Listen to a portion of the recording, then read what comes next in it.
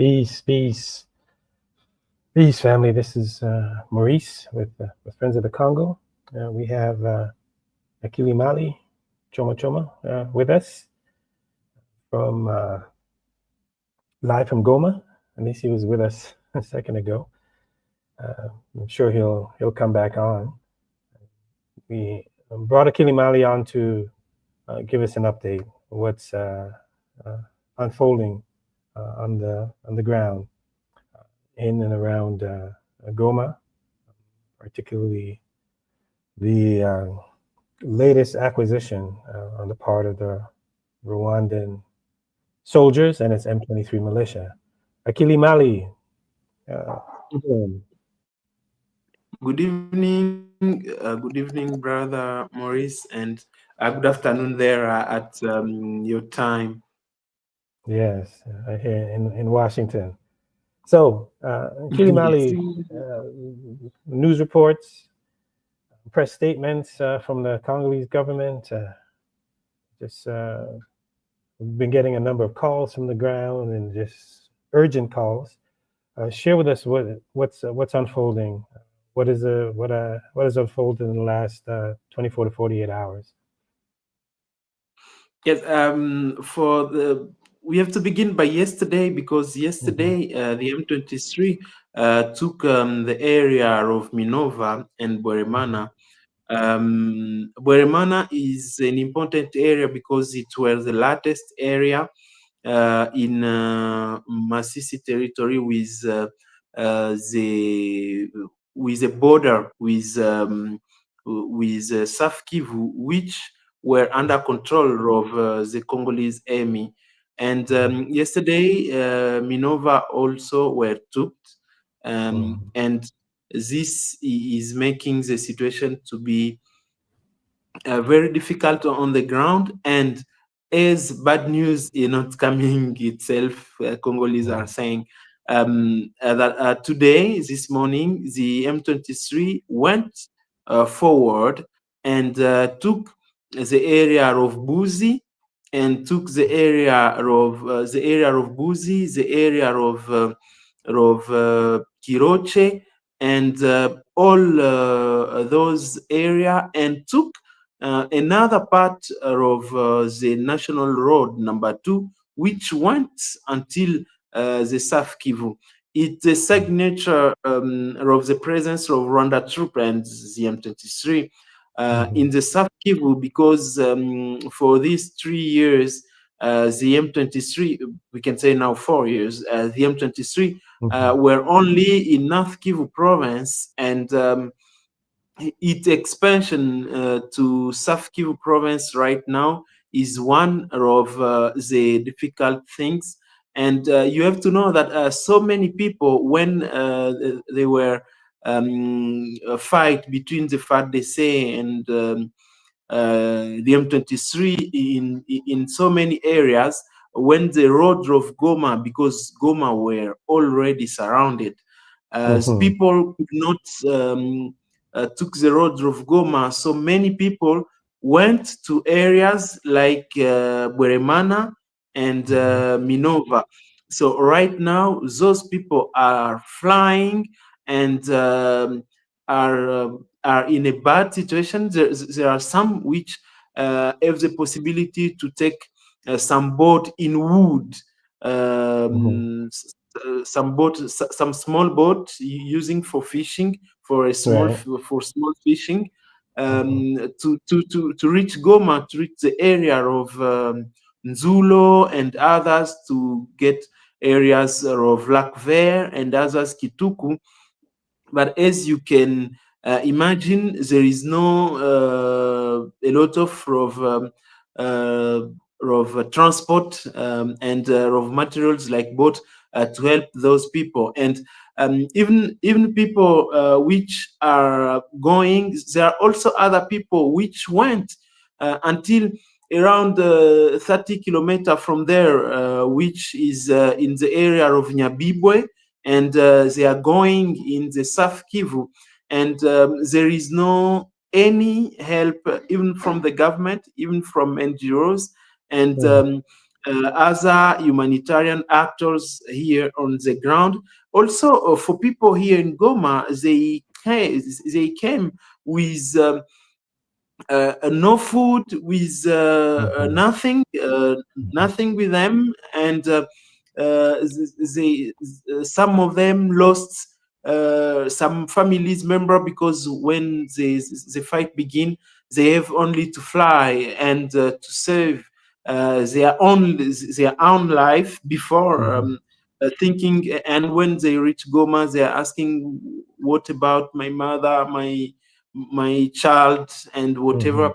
And the situation is very difficult, because also you have to know that there are some bomb which reached the area of Kasengesi today in the afternoon, and which stopped humanitarian action in that area. So it means we have so many IDPs. Goma, as you know, it now has a big number of IDPs people, and now it's um, in incapacity, it don't has any skills, any ability to take care of other IDPs people. And right now they are coming, and people on the ground, like young people, like some civilian society actors, and even others like Youth Africa tried as they could to help a few number of IDPs as they could, but the situation is uh, is very, very, very bad. And as I can give an update on the military area, is that the governor this evening, the governor decide This decide is a that those small boats. military governor, right? Military. Yes, exactly, See, exactly. because you're under a state of emergency, so it's a military that is administrating in place of Exactly. civilian administration. Exactly. General Peter Chirimwami, his spokesman, Guillaume Jike Kaiko, say that right now they stopped any travel around the lake with those small boats, because they are afraid that some M23 soldiers can use them to reach Goma and take it finally, which is another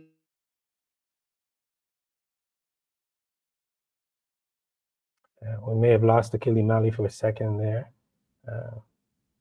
We'll see when he comes back. He'll be back.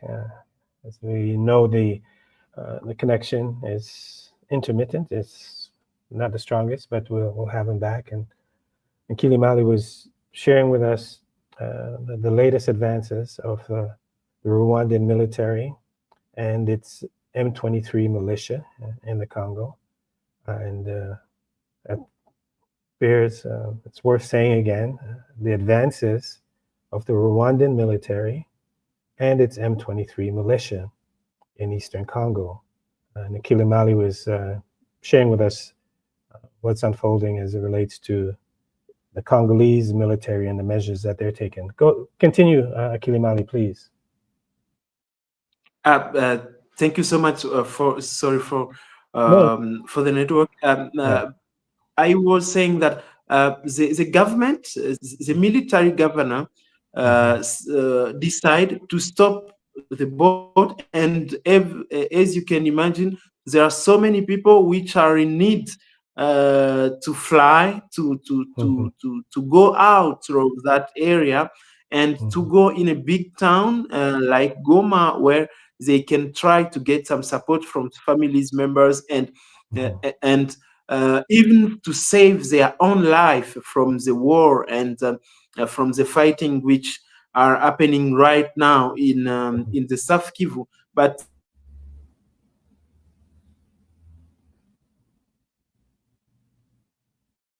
Okay, we may have lost Akili Mali again, but we'll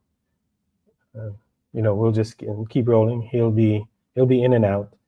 as he shares with us the latest update from the east of Congo, in and around Goma.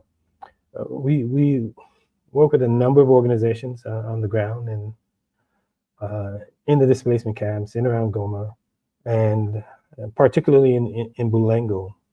And we received several messages this morning, just giving us really urgent messages, panic messages, even before this morning, really, because the groups there in Bulengo, had an activity planned last Friday on Lumumba Day, and they couldn't do the activities because bombs were dropping. They were being bombed right there in Bulengo. So they had postponed it for later this week. And I'll continue with that story. We have Akili Mali back. Continue, please, Akili Mali. Thank you so much. I said, which is complicates the situation because people are trying to fly from those zones, and also so many people are trying are now has only the choice to go to the areas like Nyabibwe and to going to the area like Nyamukubi, because and in this period of raining, those areas has also so many problems because there are so many problems with roads. There are so many problems with access to water there, and also there are so many problems with access to shelter, to many things, and this is making also the situation to be very difficult, because also it's small towns, small villages, not towns, small villages, which has no the capacity to take care of the number of IDPs they are receiving. It means a town of, for example, 3,000 people receive around 50,000 people. You can imagine how it's unbelievable for people, and this is making also the situation more worse, even for local people, because those small resources they have, like food, like water, is they have to share it with more than 10 times their number, and in their usual activities, their usual life, they are not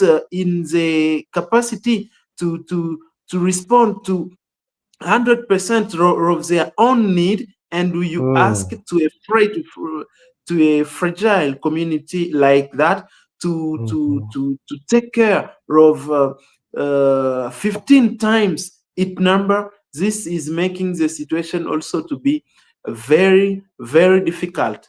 On the area of the military situation, we have any statement of the government. We have any statement of the government, of the army, of the headquarters of the army in Kinshasa, which say that they are trying to solve the situation, and they killed so many enemies from the M23. But people are really not understand how can the army put or send it a kind of a statement that they are winning. In the same time, they are losing the territory. important area, because right now in Goma, it's a kind of panic, because so many agriculture products now are rising, because people know that Minova, it were the latest hope,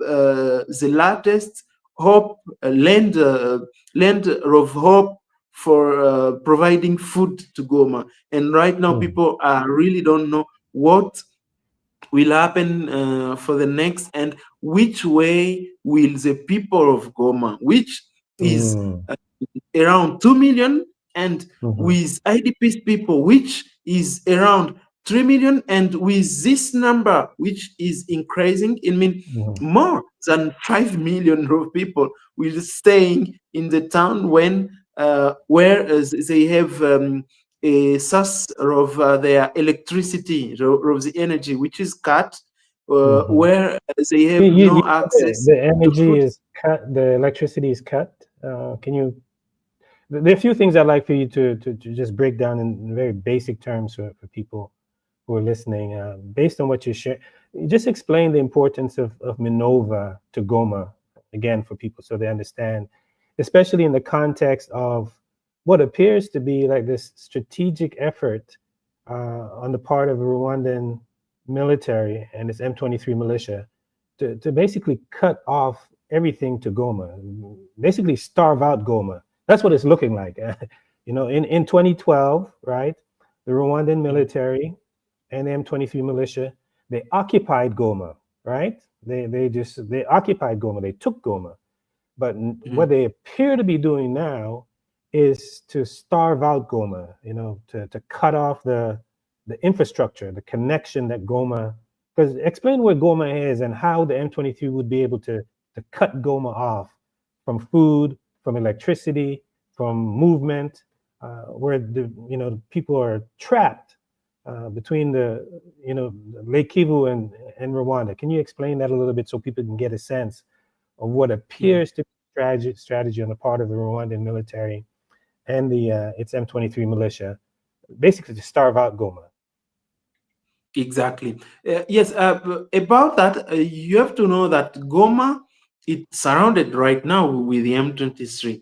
And when the M23 took the north of Goma, they cut the electricity from Virunga Energy, which is one of the company which are giving the electricity to Goma population and are helping for someone like me, for example, to have this life, because I have to change the phone before being online with you, Brother Maurice. And at that time, the government, the Virunga Energy, the Park National of Virunga, discussed with the M23, and they get a kind of agreement. We don't really know what, but the electricity finally came.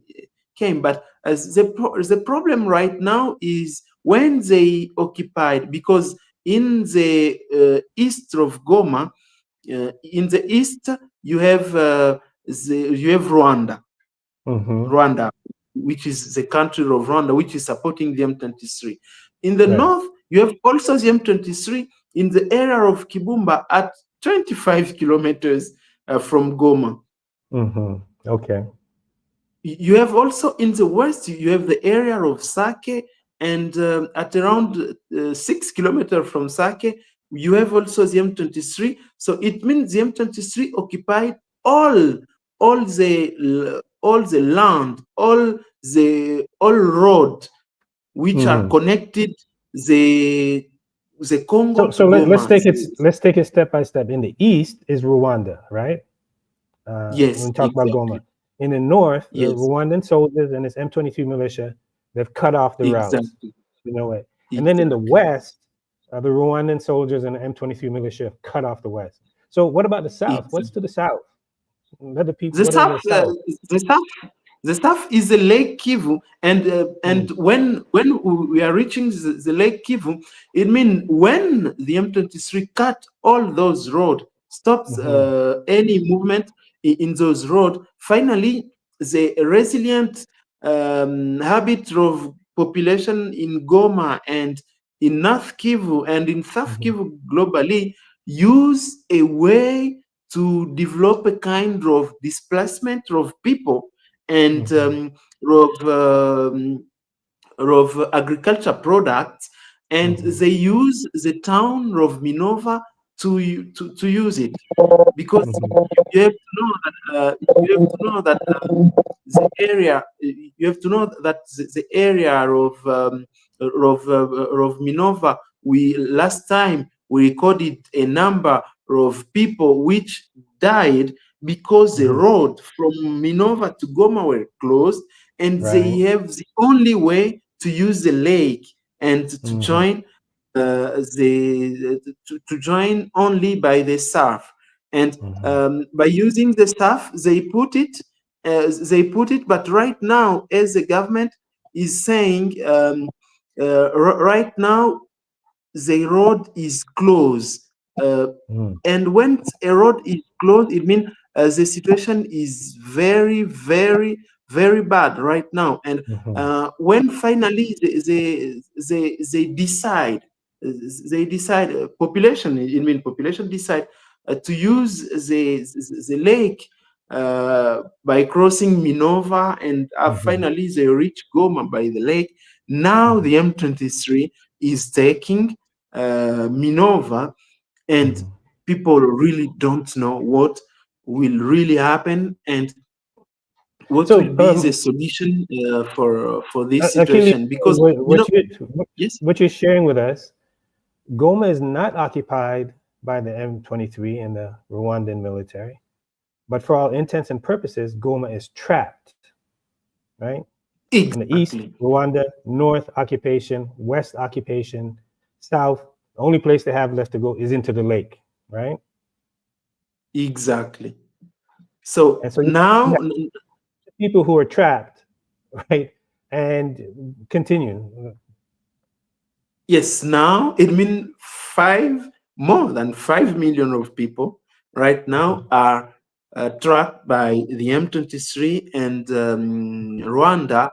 So that means the situation is really bad economically, is really bad socially, and really bad on the area of the military, because people could expect that the Congolese army could go and take some areas, but when they went until the area like Buzi, it means it very, very complicated. It's very complicated and very difficult for people which are on Instagram.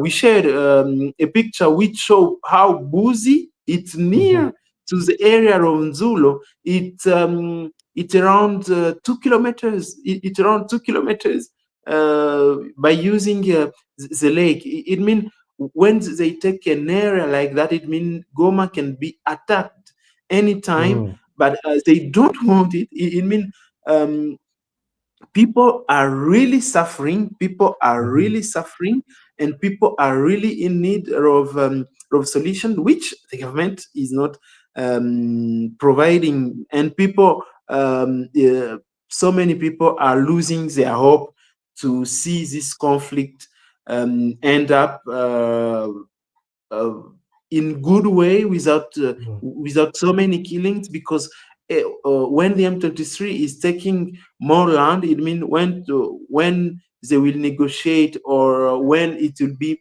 a kind of a military operation, it will take more blood and more more time and more money and more atrocity to put out the M23 of all those area. And as you know, that the lake also is connecting the Rwanda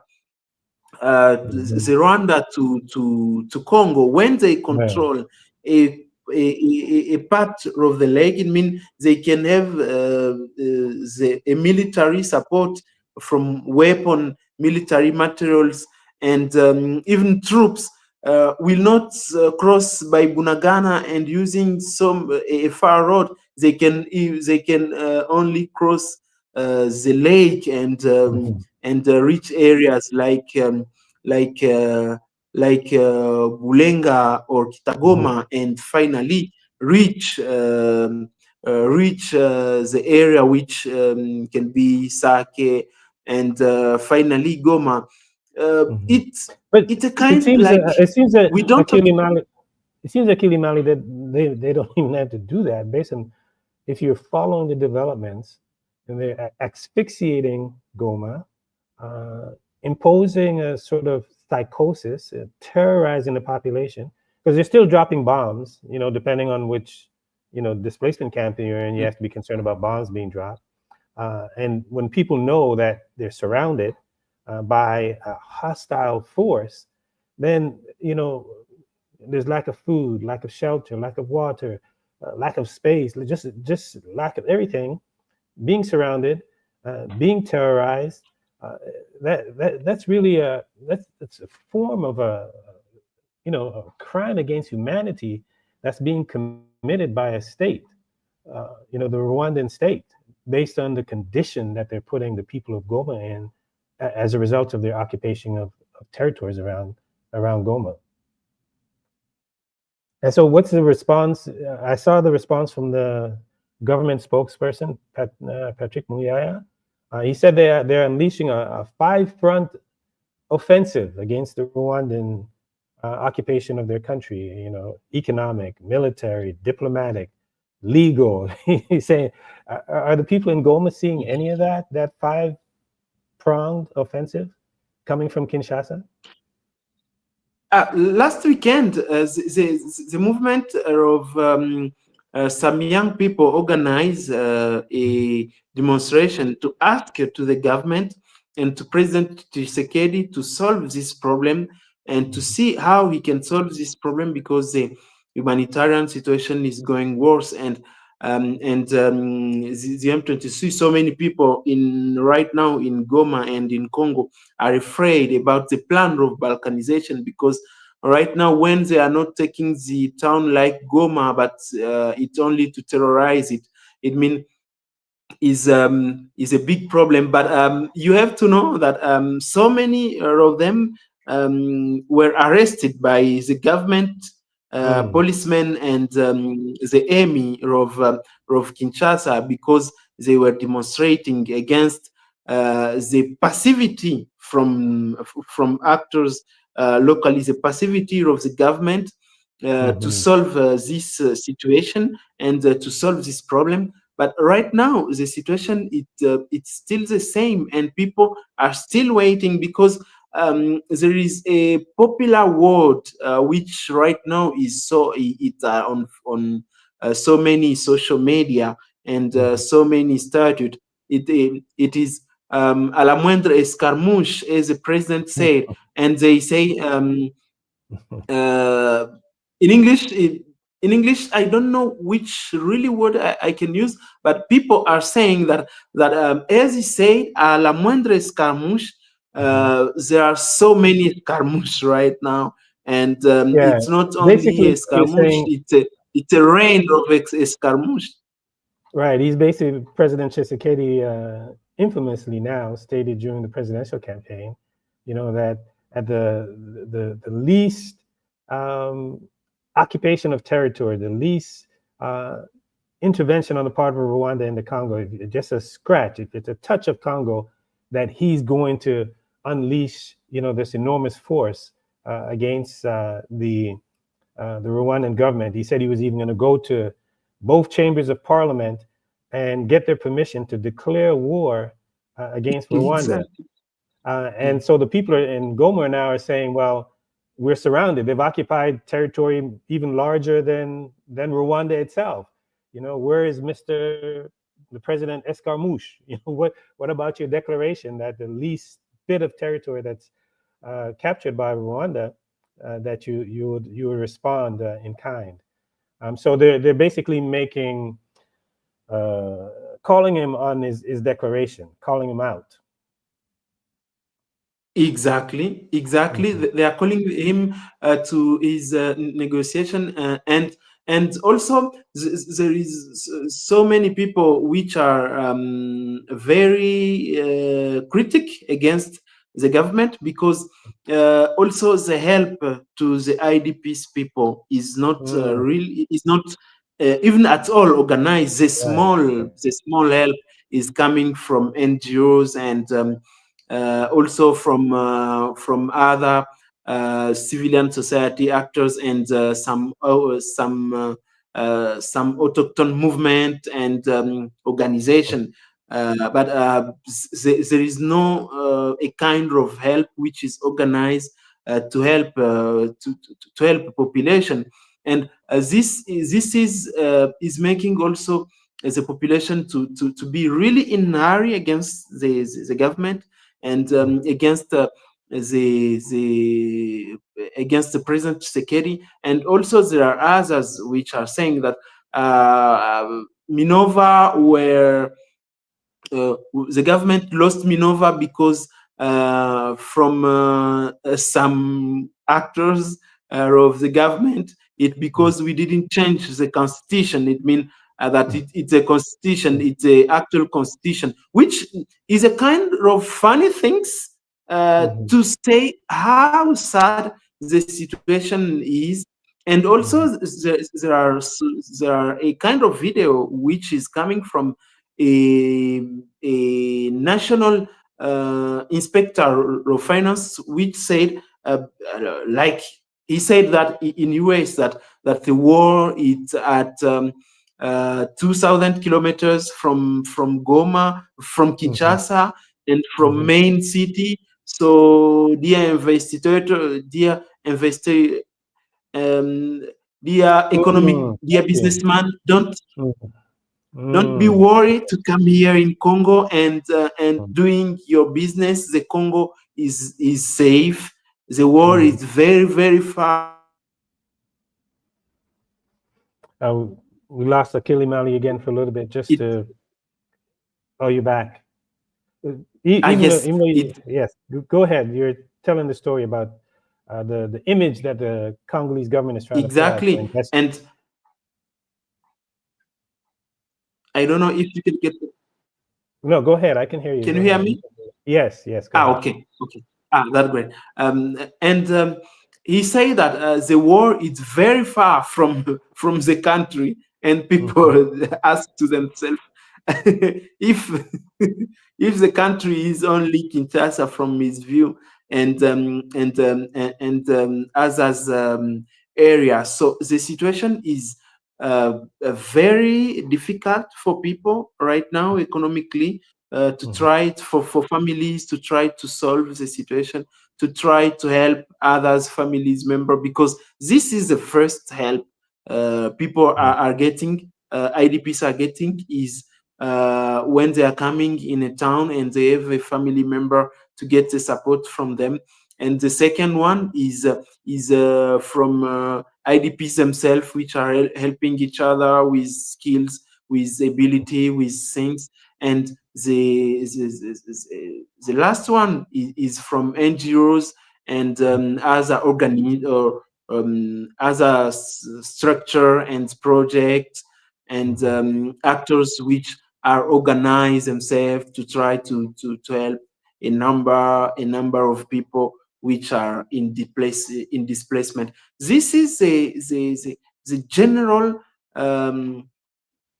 situation which is going on here in Goma, and which is going on. It's a kind of people are really terrorized. People are really worried about what is going on, and people are really worried about if this country as we know it, it's not the last time we call ourselves as Congolese and as people and as a country. And it's very difficult. People are very, very, very complaining against the government. A couple of things there, Akili Mali, just to give people who are tuning in, greater context. When you talk about the Constitution, you mentioned that there's this running joke, so to speak, that when each territory is taken by Rwanda and its M23 militia, the people say, well, the reason why that happened is because we don't have a new constitution, right? They're just saying that jokingly because what the administration, the Tshisekedi administration and the coalition is invested in right now is pushing to change the constitution. They're saying they're not able to do certain things because they're restricted by the current constitution. So that seems to be a top priority, even though the critics, the opposition, is saying the reason why you want to change the constitution is so that you can stay in power longer, right? So they're pushing to change the constitution while their territory is being occupied. And you're also saying at the same time, that the government officials are saying to investors, trying to bring investors into the Congo, oh, don't worry about the conflict. It's only in the east of the Congo that's happening. That's, thousands of, miles, kilometers away. So just come to the Congo and invest in any case, right? So that coming from the population, that that kind of pushback is it just really gives you a sense of the angst that the people feel, the manner in which the government has or the lack of response, let's say, to the crisis, that the people are left to fend for themselves. And you're saying that we're at a point where okay, we're at a point where for all intents and purposes, Rwanda is looking to annex the Congo. Like they could, it seems like the Eastern Congo, like there could be a part of Rwanda the way that they've operated. Is that you're saying that's a concern of the population? Yes, this is the big fear for the population, and the big fear it not that Rwanda to occupied, because Rwanda is already occupied. It for the Rwanda to claim a new country, which could be a Kivu or whatever, and to colonize it like Israel is colonizing Gaza right now. It means to have a territory big than its territory, and to use weapon, to use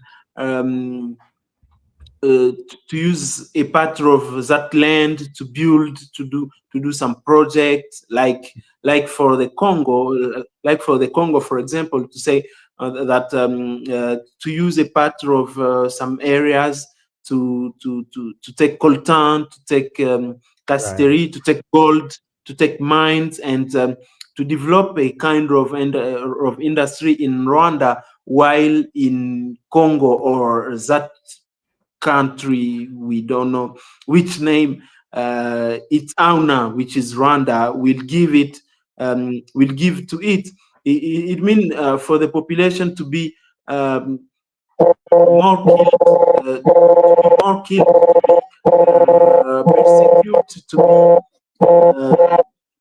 to be more persecuted, and to have so many problems, and also is also to because even if people are saying so many things, but it's proved that Congolese people right now are in need and want to be united in this with the same country, with the same flag, with the same administration. Even if there are so many problems, people are choosing to say we choose to be the same, to be the same country, to have the same value, to have different culture and ethnic group, but to have the same value, to have the same country. And this is what in Congo we call it in French. In French is nationalisme congolais, but in English we can say the Congolese nationalism. It means many problems, but people are saying but the need of being together is big than the need by being divided. Right. This is also the point, and people are really afraid about what can happen, because right now Rwanda can't say that it's territory. It's unbelievable, but they can say even if it's not our territory, but we have our military there. We do whatever we want. We can take some land. We can take some mine.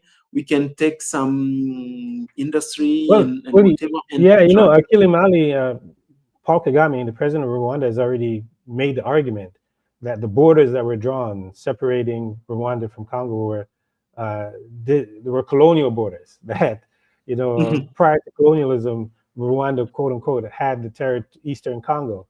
So he's put that argument forward, and he also said something.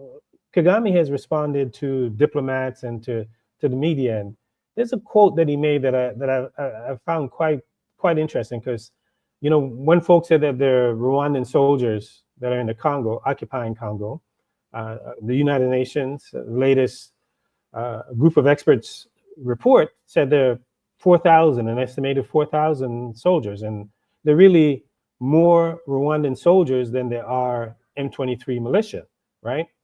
Whenever Kagame is confronted with this, Rwanda, he doesn't say, "No, we're not. Our soldiers are not in the Congo." This is what he said, and this is a direct quote. He says, if you think Rwanda is in Eastern Congo, causing problems, would you mind bothering to understand why would Rwanda be in Eastern Congo fighting there? This is a quote from Kagame, right? He says, why? You need to answer that. It would lead you maybe to some of the things you need to address and not run away from. So when posed with the question, is Rwandan soldiers in Eastern Congo, his response is, well, you need to ask yourself, he responds with a question. You need to ask yourself, why would Rwanda be in Eastern Congo? Right?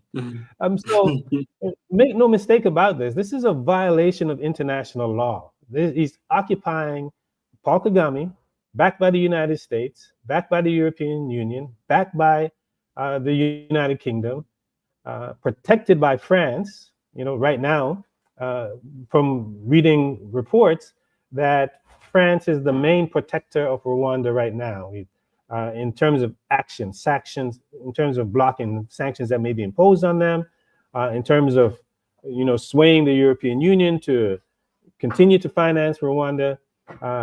Emmanuel Macron, Paul Kagame, they are in sync. Paul Kagame, of course, has farmed out his military to protect French economic interests in Africa, Total Energies in Mozambique. So make no mistake about it, Paul Kagame, Rwandan soldiers are occupying the Congolese territory. It's a violation of international law. The areas that they're occupying, they're committing war crimes, crimes against humanity in terms of the raping of women and killing of children. So this is really not solely a question of Congo and Rwanda, but it's an international question. That's why here in Washington and elsewhere, we're mobilizing folks. We don't know what how the new administration will respond, but there are members of Congress, there are faith leaders, leaders who can raise their voices to say that what's happening on the part of the Rwandan government and Paul Kagame, and what he's doing in Eastern Congo is a crime, a war crime, a crime against humanity. So that really needs more and more folks, leaders need to be stepping up to not only point the finger at Rwanda, but lay out how Rwanda is at the source of this international war crime, international crimes being committed in the east of the Congo. And I know, I saw the Congolese government, and they had made news lately of bringing suit against Apple, for example. And I'm like, it's Rwanda that's occupying, the coltan mines in the Congo. I don't know how a suit against Apple is going to get Rwanda to stop occupying it. But it just seems like there's so much more that can be done by the Congolese government to bring some, succor to the people in the east of the Congo. So I just wanted to read that statement for you, because people are going to see out there where Rwandan government, Paul Kagame, is saying that, each news media begins by saying, "Oh, Rwanda denies that they're in Eastern Congo." They should really stop saying that. Rwanda is in Eastern Congo. Rwanda is occupying Eastern Congo. I don't know why news media continue to say that. So another point 2 points, Akilimali, I wanted you to drill down on a little bit, is we talk about the trials of people who've been displaced, but the way you describe it, the volume is so large, right? The impact is such that the displaced communities is really putting pressure on those people who are not displaced. Really exacerbating a question of access to food, just a question of access to water, where it's not solely a displaced people question, but just people who are trapped in Goma. Can you elaborate on that a little bit? Even when you were talking about, you said the national electric SNEL, that's been cut off. Electricity has been cut off. So explain that a little bit as to the impact that this war is having, not only on the displaced, those who've been displaced from their villages, but those who are in Goma as well, who've had to welcome the displaced, internally displaced people. In terms of displacing people, the first one is that we are in the period, and every time is that we are in the period when the agriculture, because so many people in the east are living, people here are living with agriculture, and so many people are participating in so many activities of agriculture. And right now, it's a period when they have to take care of their champs. They have to take care of their champ and trying to give some food to the town. And right now, those people are flying. This is one of the baddest impact. Another one is It's like we lost Akili Mali for a moment there. To give a sense, we're in communication with brothers and sisters from Yola Ecologia, and they're right there in the Bulengo camp, the largest displacement camp in around Goma. And they're saying that they're being displaced. There's so many people coming in and in need that they've had to accommodate them, and that has disrupted those who are already displaced and in the compound in around Yola Ecologia. So the newly displaced are putting pressure on the existing displaced as well as on the local population. So it's just a catastrophic situation, incredible humanitarian crisis that is not getting the kind of response that will be commensurate with the scale of the crisis. It's definitely not getting it from the Congolese government. They're not doing enough, as Akili Mali has laid out for us. The international, quote unquote, international community, African Union. This is just a a scar on the conscience of humanity, what we see happening in Eastern Congo. And we really have to put pressure on our elected leaders, have to mobilize folks to come to the side of the Congolese. And the situation is just totally out of control and getting worse by the day. Akili Mali is back. You can share with us, continue what you were saying before, Akili Mali.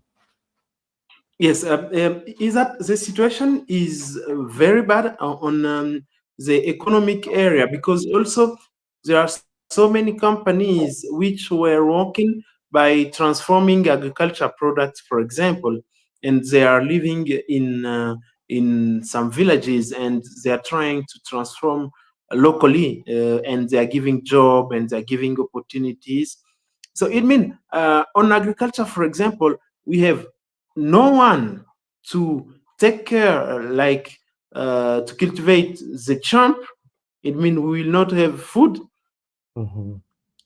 agriculture product, and also at the second time, you will not have some transformed product, because there are so many villages, there are so many persons which were obliged to fly their villages, and now are living in the area like Goma, like Lubero, like right now Nyabibwe, and whatever. And this is making also the situation to be complicated. Another one is the access of resources on the area where people are living, because as you know, it's already difficult for people to get to get food, to get water, to get shelter, to get um, essential need in their daily life in some town and in some villages, and even here in Goma. And when a small resources like let me give you an example with water, for example, because the latest number, they say that the town of Goma can take at around 10 10 uh, around 10,000 liters uh, Mm-hmm. of water per hour.